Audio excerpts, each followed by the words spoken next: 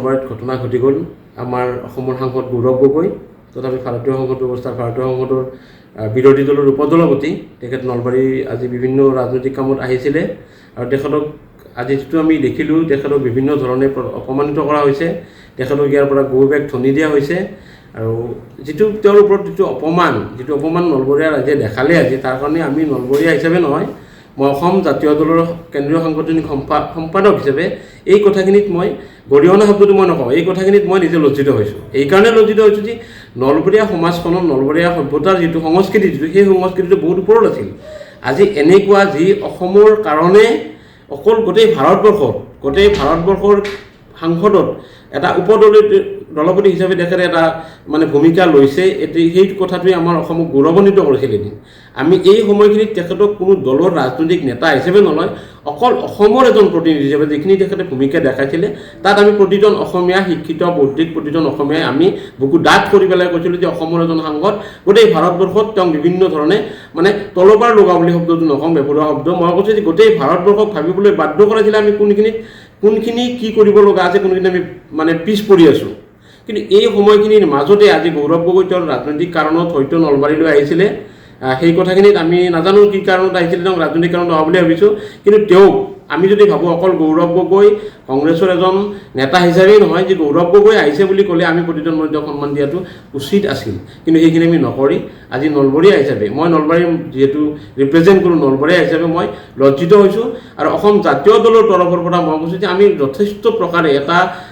অসমৰ ৰাজনৈতিক দল হিচাপে আমি জাতিৰ কথা ভাবি যিখিনি কাম কৰোঁ আমি সঁচাকৈ লজ্জিত আজি হৈছোঁ অসমীয়া জাতি আজি প্ৰতাৰিত হৈছে নলবাৰীক এটা সময়ত অসমৰ কি কৈছিল অভিভাৱক হিচাপে বহুতে স্বীকৃতি দিছিল আজি সেই যিটো স্বীকৃতি আমি আজি আচলতে ল'ব পৰা নাই আজি গৌৰৱ গগৈক যিখিনি অপমান কৰা হ'ল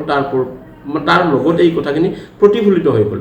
মই চাওক আজি আপোনালোকক কৈছোঁ যে সংবাদ মাধ্যমৰ জৰিয়তে এই কথাষাৰে কৈছোঁ যে অসমৰ সন্মানীয় মুখ্যমন্ত্ৰী মহোদয় হিমন্ত বিশ্ব শৰ্মা ডাঙৰীয়াই এই কথাখিনি তদন্ত কৰিব লাগে আৰু এই গোটেই কথাখিনিৰ দায়িত্ব তেওঁ প্ৰশাসন যন্ত্ৰই হওক বা তেওঁৰ লগত ৰাজনৈতিক যিবিলাক হতা আছে মই নকওঁ যে বিজেপিৰ মানুহখিনিয়ে অকল কৰিছে বুলি মই ক'ব খোজা নাই যিখিনি ৰাজনৈতিক হতা আছে তেওঁলোকক মানে প্ৰতিচ্ছবিবিলাক চাই পেলাই তেওঁলোকৰ যি কুকৰ্মবিলাক চাই পেলাই এই ক্ষেত্ৰত প্ৰশাসনক দায়িত্ব দিয়ক আৰু এই ক্ষেত্ৰত মুখ্যমন্ত্ৰী ডাঙৰীয়াই এটা পদক্ষেপ ল'ব লাগে যে এই কথাখিনি যথেষ্ট বেয়া কথা হৈছে আৰু মোৰ শাসন কালত অসমৰ এজন সাংসদক বিৰোধী দলৰ এটা উপদলপতিক এনেকুৱা মানে কথা কৰাটো এনেকুৱা যিটো পৰিৱেশ কৰিলে তাৰ কাৰণে মই নিজে লজ্জিত হৈছোঁ এজন সুসভ্য মুখ্যমন্ত্ৰী হিচাপে তেখেতে এই দায়িত্বটো ল'ব লাগে বুলি মই আজি আপোনালোকৰ জৰিয়তে এই কথাখিনি ক'ব বিচাৰিছোঁ মই বিশেষ ৰাজনৈতিক পাকচক্ৰত কৰি পেলাই এইবিলাক কথা নকওঁ মই এটা কথাই কৈছোঁ যে গৌৰৱ গগৈ হওক বা হিমন্ত বিশ্ব শৰ্মাই হওক একোজন সুসন্তান অসমৰ আৰু সুসন্তানবিলাকক সদায় সন্মান দিয়াটো আমাৰ অসমৰ জনসাধাৰণৰ এটা কৰ্তব্য আৰু সেই কৰ্তব্যক যদি আমি ৰাজনৈতিক হেঁচাত নেচাত কৰোঁ তেতিয়া এতিয়া চাওক এতিয়া বিজেপিৰ চৰকাৰ বিজেপিৰ শাসন বিজেপিৰ আমোলা গোটেইখিনি বিজেপিৰ গতিকে তেওঁলোকে অন্ততঃ ইয়াৰ দায়িত্বটো লওক আপোনালোকক কৈছোঁ যে মুখ্যমন্ত্ৰী এই দায়িত্বটো লওক আৰু তাৰ কাৰণে তেখেতক মই ক্ষমা খোজাৰ কথা কোৱা নাই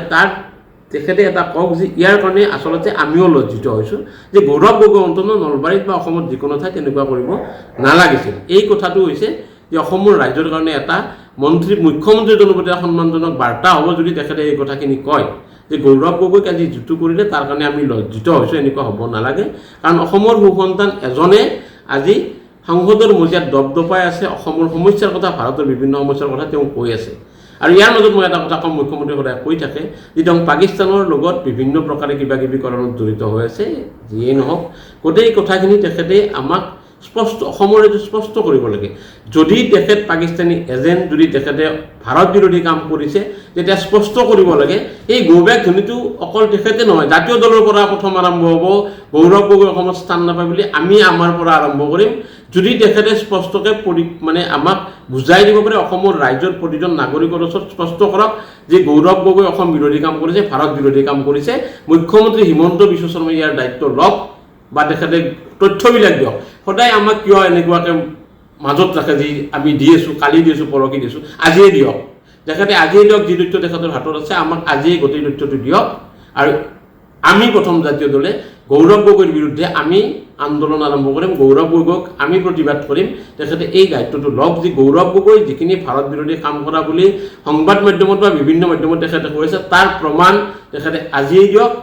আমি আজিৰ পৰা আৰম্ভ কৰিম যে অসম জাতীয় দলে প্ৰথমৰ পৰা আৰম্ভ কৰিব তেখেতৰ বিপৰীতে। কিন্তু এনেকৈ ধোৱা চাঙত মানুহক ৰাখি লাভ নাই, যে তেওঁ আমুক কৰিছে তেওঁ ভোগ কৰিছে, স্পষ্ট হ'ব লাগে। ঘৰত আনন্দ আৰু সম্পৰ্কৰ